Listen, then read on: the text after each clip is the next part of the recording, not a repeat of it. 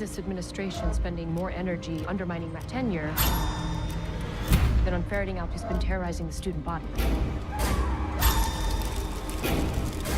I can't get away from it, Jasmine. It'll follow you. It's everywhere.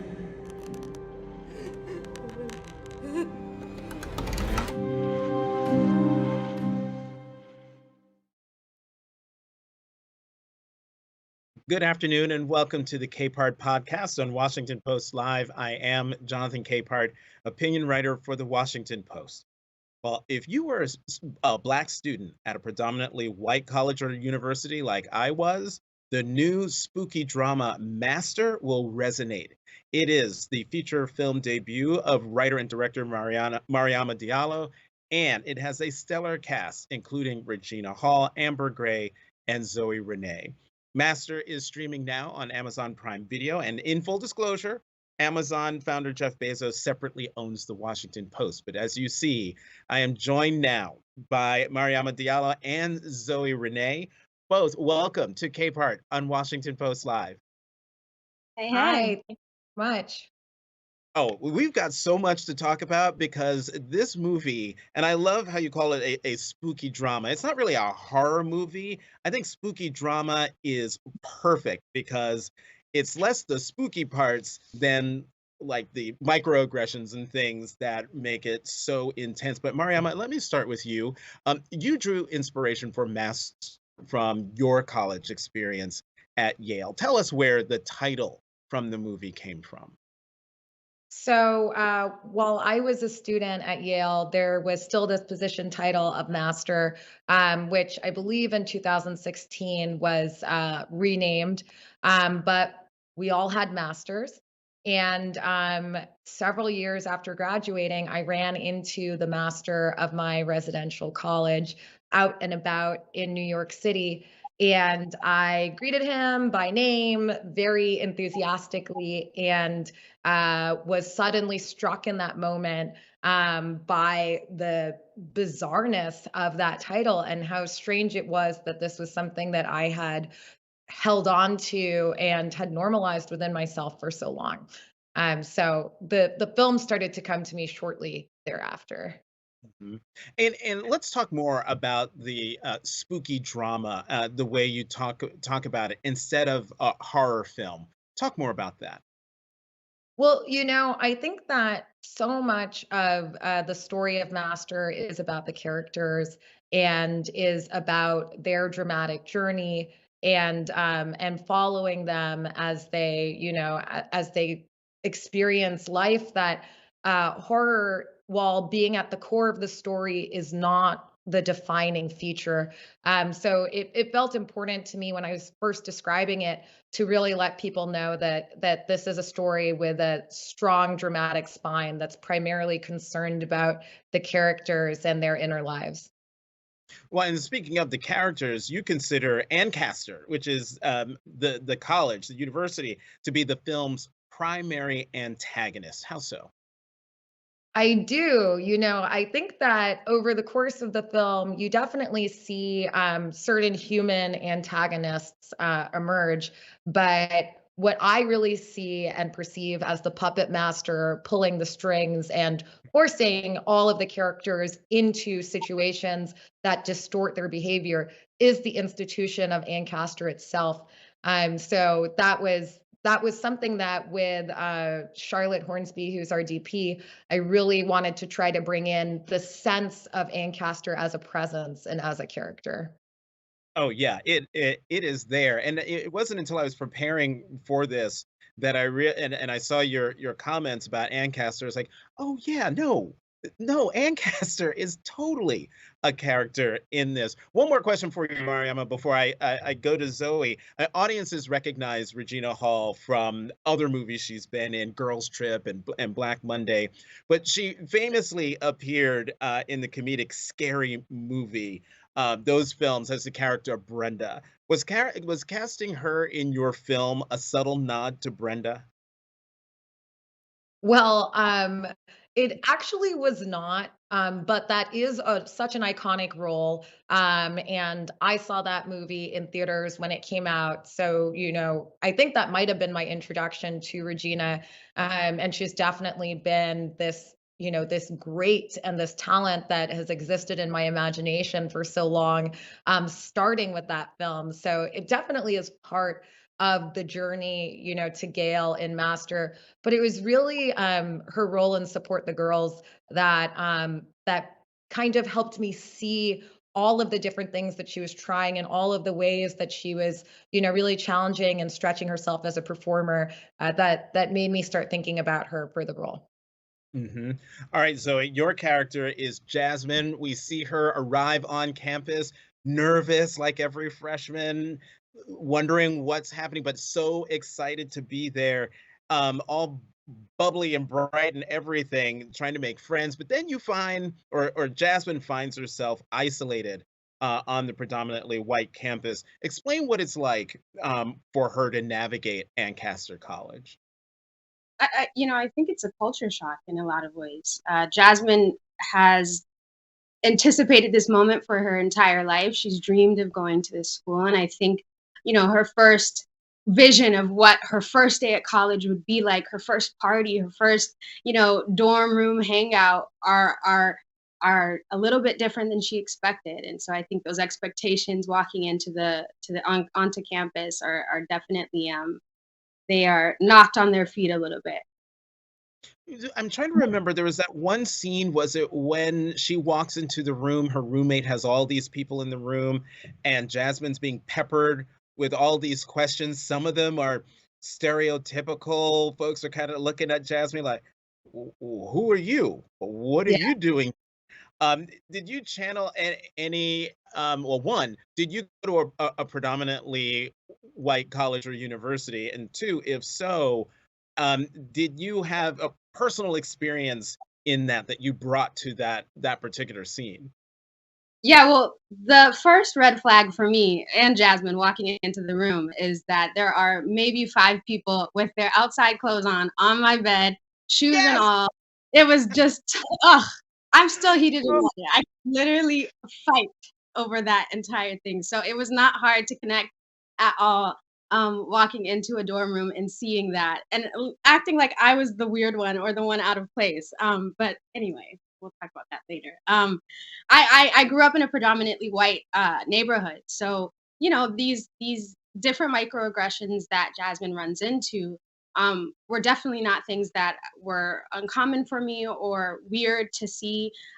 They were things that I've definitely pushed away and didn't necessarily process or want to really think about. But I think that was the beauty of Master and being able to shoot it, is that I was able to pick through everything that I have experienced and that friends have experienced and family has experienced that we never really talked about or sat with. And I think through the preparation that Mariama and I did creating Jasmine, I was able to do that. And so it was hard, but it definitely allowed me to open up those wounds and be like, you weren't wrong and you weren't weird for thinking this was weird. So yeah, I definitely relate to Jasmine a lot on that front. okay, I would just like to sort of apologize for my over exuberant reaction. But when I saw that scene, the very first thing I thought of was, what are they doing on her bed? Exactly. Who are those people on her bed? Who in Exactly. their What kind of home training is that you sit on somebody else's bed like that? But Snooze. anyway, Ugh. It's a moment, it provokes a lot of ire. It definitely does. Oh my really goodness. incredible. So Zoe, there's another scene. Um, it's scary where Jasmine is in the shower, the lights are flickering on and off, and they go off. She goes out, um, what I assume is the front by the sinks, and she finds this note. And Mhm. it's a note that tells her to stop leaving her hair in the sink with clumps of hair there, and then saying it's disgusting. Now, Mhm. on the surface, it seems like a rather regular, normal complaint. Don't leave your hair in the sink. But it has that extra tinge, doesn't it? Yeah. absolutely. I remember shooting that scene, and it felt so many different scenes in this movie were so interesting to shoot. But that scene in particular, I think it was such a vulnerable place to be, the topic of hair being discussed at all Mm. in certain spaces can be very touchy, and I think that that moment where Jasmine is pulling the hair out of the comb, and how vulnerable and isolating it must feel to have slipped up and left something somewhere, and someone calls you out that harshly and leaves a note and leaves the hair. It's just such a, I don't know, it's such a petty thing. It was a hard one to shoot because I can't imagine being in that place and feeling already like my hair is a bit of a problem. Having someone passively confront Jasmine, I think, is just such a terrible place to be in. So, Mariama, I mean, there are so many of these microaggressions that are in this movie, and I'm gonna have to go back and watch it a second time with an even finer eye because that's why they're called microaggressions. You might not see them the first time. Talk about how not the ones you put in, but the ones you decided not to put in to dramatize this story. Yeah, absolutely. In writing the film and trying to balance the horror, the supernatural horror, and then the horror of the characters' experiences, I had to be very delicate. And there's a version of this film that could have had twice as many microaggressions, which might have even been more true to my experience. And like you said, these are things that can be, they're small in a certain level. And if you're not on the receiving end, especially, they're easy to overlook. But when you are on the receiving end and you're feeling them, at times it can be like they're coming a mile a minute. And so I wanted to create an experience for the viewer where they're really able to enter into Jasmine's experience and Gail's experience, but I also didn't want to completely overwhelm the audience with what can feel like an onslaught. So it was a delicate balance. And then you also get the kind of weird, complicated situation where, there's a certain kind of viewer who's a naysayer and will, suggest that you're beating them over the head when actually you're just showing a reality. So you kind of have to be very, very delicate with how to give out the information. I'm writing down the word onslaught before I forget it because I understand what you're saying, but as well, certainly as an African American, and certainly as one who went to a predominantly white college, I found the microaggressions that I was watching was were the scariest part of the movie. Forget about the hand that comes out from under the bed, not to give anything away. That was scary, but it was the scenes, at the house party that Jasmine goes to, where I found myself tightening up because you're the only black person in a party full of white people. Any minute now, the N bomb's gonna come flying from somewhere. You just know it. And it happens. There's so many instances like that. Mariama, you said something at Sundance about this movie. You said one of the themes of Master is, quote, looking and being looked at. I would love for each of you to talk about what that means in terms of this movie, in terms of, let me go to, I almost called you Jasmine. Let me go to Zoe first. What did it mean to play Jasmine at a place where it's looking but being looked at? I think that phrase, which I love so much, it can be perfectly shown at the house party. Jasmine walks into a lot of different scenarios and experiences and situations where she's just wanting to kind of be a part.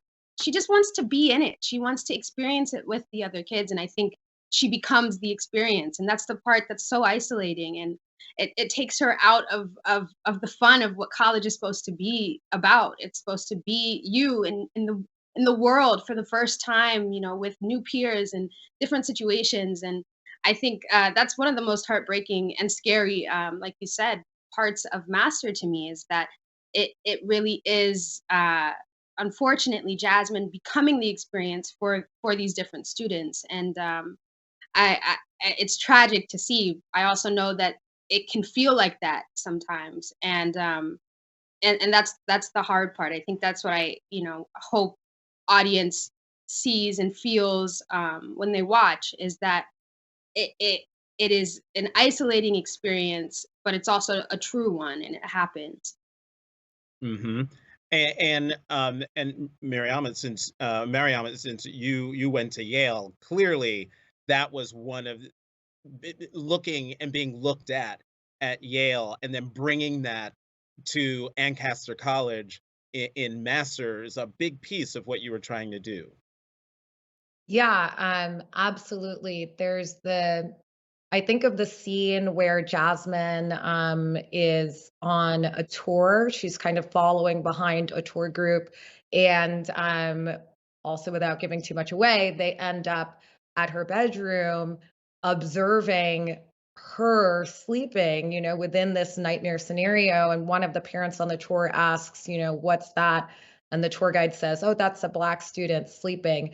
And that's, both horrific and a little bit darkly comic to me about what that experience of being a Black person on a campus like that can feel like.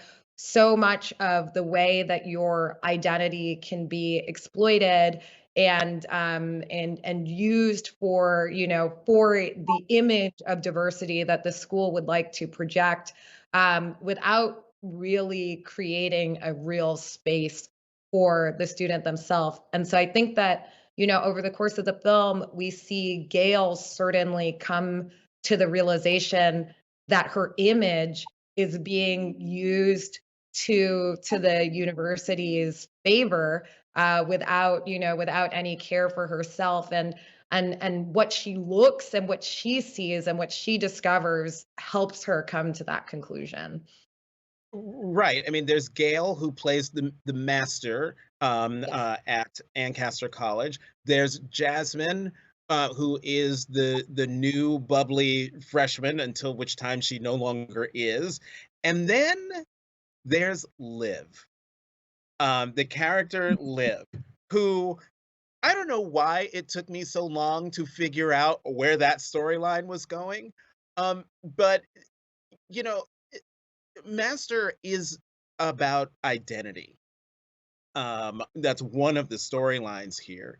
Um, Mariama, talk about why the Liv character, why you decided to put her in, because you could have told this story without her. Yeah. Liv is a very special, very funny in some ways character to me. And I think that despite some of her shortcomings and failings, there's a lot that I think I understand and make sense about her. And I'm going to tread a little bit carefully so that I don't necessarily spoil too much about some turns that come. But at the root of it, I really do think that Liv is a character who understands how race operates within the institution of Ancaster, a lot better than Gail or Jasmine, and is willing to participate on that level in a way that Jasmine resists and Gail does as well. And so, it's something that I've seen myself, and it's the way that a space can place a demand on an individual to capitalize, on their identity and sell it in a certain way and maneuver and use it because it's identity existing at a very superficial level. And once you realize that, if you're willing to go there, then there is a way to trade in identity in the ways that I think that we see Liv do. Right. And I'm usually the worst offender of giving things away, so I am trying really hard not to. But there's something you just said where I'm like, well, of course, Liv is able to see things much more clearly than Gail and Zoe, because I'm sorry, Zoe, Jasmine, Okay. because, well, just because. Um, There was something else about Liv and Gail and Jasmine and their three experiences on this campus, um, being women of color, being looked at while also looking, and then at the same time, the particularly the white faculty members who are there and sort of I don't know. Gail has this big title, and yet they talk to her and treat her as if, well, that she's not. She it's like she's not part of them. Am I getting this right? Yeah, that's certainly what I feel as well. I think that, that's for Gail and for Jasmine, but in this instance for Gail, she's yearning for acceptance and to be welcomed into the institution. The way that I like to think of it is, she thinks she's getting a seat at the table, and she realizes that she's been sitting at the kids' table all along.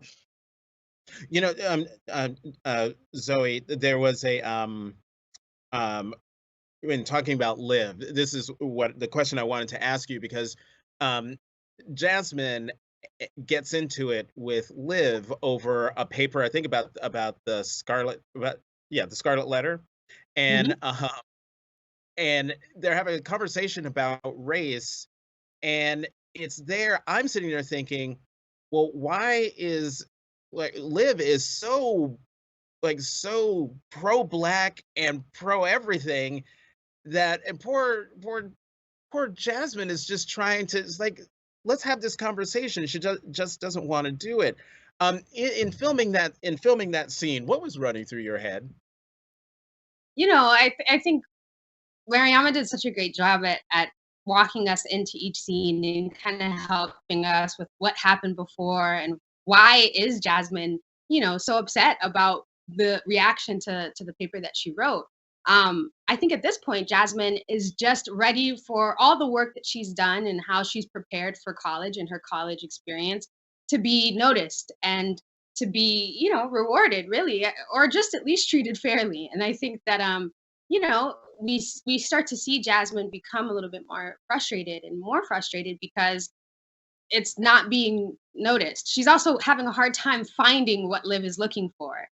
Liv says one of my favorite lines in the movie, which is just because you don't see it, it doesn't mean that it's not there, and that to me is what Master really is about. And it's this really weird thing that you can't necessarily touch. And when you explain, you don't know if it's really valid because maybe it doesn't sound that crazy. We talked about, the kids laying on my bed. And if I told that to someone else, maybe it wouldn't sound, like someone disrespected me, but in a way they did. Just because you can't see it doesn't mean that it's not there. So I think that we start to see Jasmine pick up on, some weirdness, to Liv and what is she really about and why is she picking on me so much?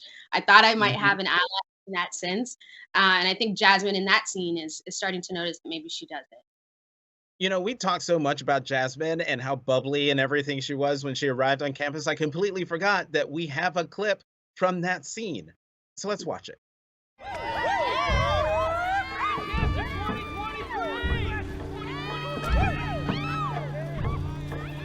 We got a live one. Barely, after that flight. Last name, first name? More. Jasmine. All right, you are in room. Guys. She got the room. Should we tell her? What's wrong? Welcome to Ancaster. Lucky number 302. I don't know. As soon as I saw that scene, I was like, "Oh God, what's gonna happen?" But we're not even gonna talk about the significance of the room or anything because that gets into what the whole movie is about. We've got about 5 minutes or so left, and I want to get each of you to talk about one thing that Regina Hall character's Gail, says to Zoe's character Jasmine, where she says, "It's not ghosts, it's not supernatural, it's America, and it's everywhere." Um, Mariama, you unpack that first from your vantage point.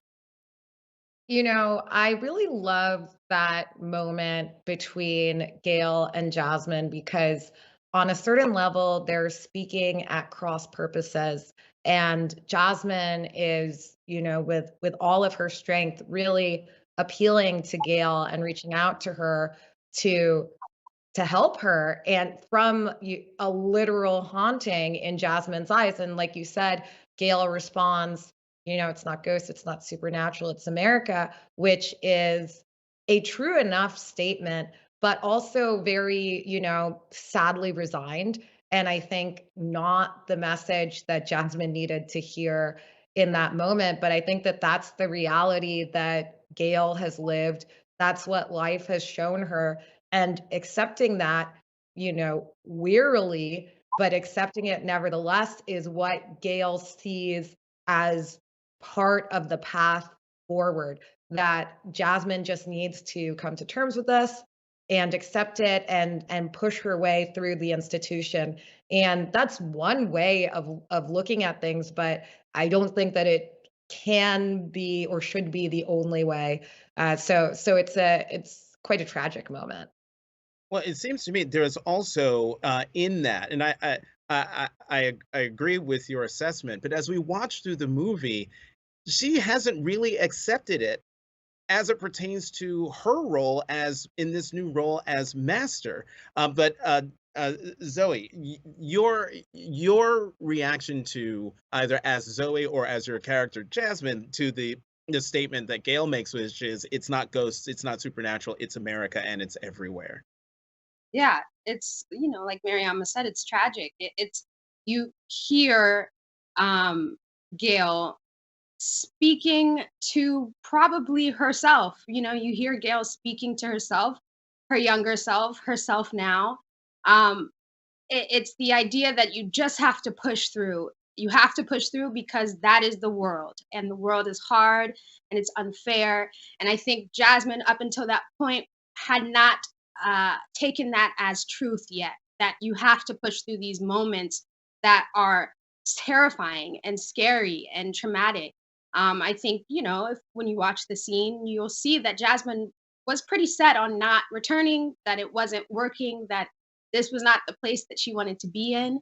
And those feelings, her gut, her intuition was speaking loudly. And I think, one of the things I love about Master as well is that we're looking at a few different generations and how things would be handled and what we would tolerate and what we would not. And I think that we see two different generations, one having a really firm idea of what they do not want to walk back into, and another one having a really firm idea of how much you can push through. And you tolerate because there's going to be a moment where you'll show them all and you'll prove it to them that you were worth it.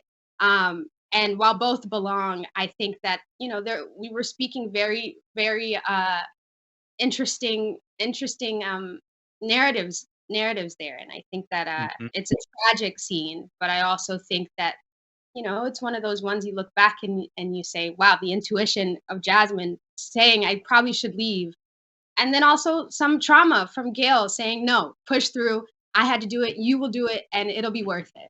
So, It reminds me of when my mother sat me down at probably age 13 or 14 to have that conversation with me about, what's going to happen as I get older between, me and my next door neighbor best friend, Skip, and how as we get older, the system's going to move like that. And it was painful. I was screaming, crying, everything.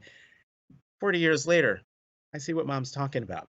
Writer and director Mariama Diallo, actress Zoe Renee. We are out of time, but thank you very much for coming to Capehart on Washington Post Live. The name of their movie is Master on Amazon Prime. Thank you so much. Thank you so much. This has been such a pleasure. And thank you for joining us. To check out what interviews we have coming up, go to WashingtonPostLive.com. Once again, I'm Jonathan Capehart, opinion writer for the Washington Post. Thanks for watching Capehart on Washington Post Live.